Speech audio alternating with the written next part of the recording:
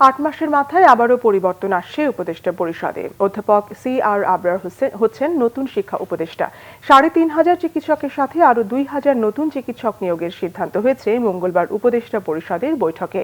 Mob justice বা moral policing এর কোনো সুযোগ নেই জানিয়ে সরকারের পক্ষ থেকে আবারও এ বিষয়ে সাবধান করেন উপদেষ্টা রিজওয়ানা হাসান। এছাড়া বঙ্গবন্ধু ফেলোশিপ ট্রাস্ট ও বঙ্গবন্ধু নভ থিয়েটারের নাম পরিবর্তনের সিদ্ধান্ত হয় বৈঠকে। রকুনুজ্জামানের রিপোর্ট। মঙ্গলবার রাজধানীর তেজগাঁয় প্রধান উপদেষ্টার কার্যালয়ে উপদেষ্টা পরিষদের বৈঠক অনুষ্ঠিত হয়।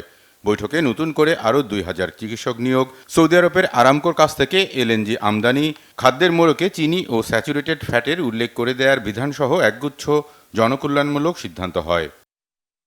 পরে বৈঠকে নেওয়া সিদ্ধান্তগুলো নিয়ে রাজধানীর ফরেন সার্ভিস একাডেমিতে ব্রিফিং করে প্রধান উপদেষ্টার প্রেস উইং। প্রেস সচিব জানান, বুধবার উপদেষ্টা হিসেবে শপথ নিতে যাচ্ছেন অধ্যাপক CR আবরার। দায়িত্ব পেতে যাচ্ছেন শিক্ষা মন্ত্রণালয়ের।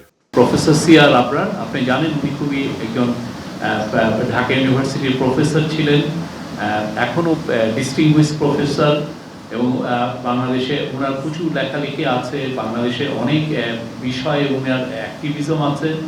তো ওনাকে কালকে অ্যাডভাইজার হিসাবে ওথ নেওয়া হবে এবং আমরা আশা করছি যে উনি এডুকেশন মিনিস্ট্রিটা টেক ওভার করবেন।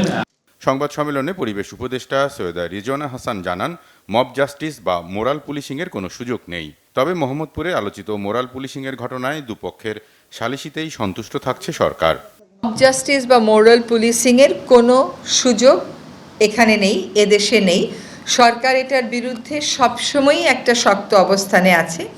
যেহেতু এখনও আইনশৃঙ্খলা পরিস্থিতিটা সম্পূর্ণভাবে যেভাবে আগে ছিল ওভাবে করে আমরা ফেরত আনতে পারিনি, এখনও ফেরত আসেনি, সেক্ষেত্রে আমরা দেখতে পাচ্ছি যে কোনো জায়গায় এরকম মব জাস্টিস এবং মোরাল পুলিশিংয়ের ঘটনা ঘটছে। সরকারের অবস্থান একেবারে স্পষ্ট, এরকম মব জাস্টিস কিংবা মোরাল পুলিশিংয়ের কোনো সুযোগ নেই।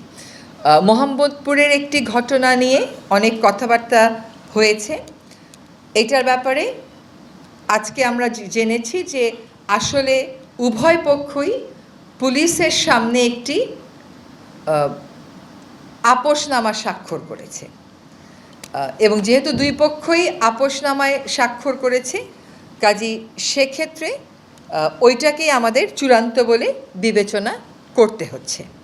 নির্বাচন নিয়ে রিজওয়ানা হাসান জানান, কোন নির্বাচন আগে হবে সেটা রাজনৈতিক দলগুলোর সাথে আলোচনা করেই ঠিক হবে। চলতি বছরের ডিসেম্বর থেকে 26 জুনের মধ্যে নির্বাচন হবে এবং তারিখ ঘোষণা করবেন প্রধান উপদেষ্টা। চিকিৎসক নিয়োগে রকুনুজ্জামান, বাংলা ভিশন, ঢাকা।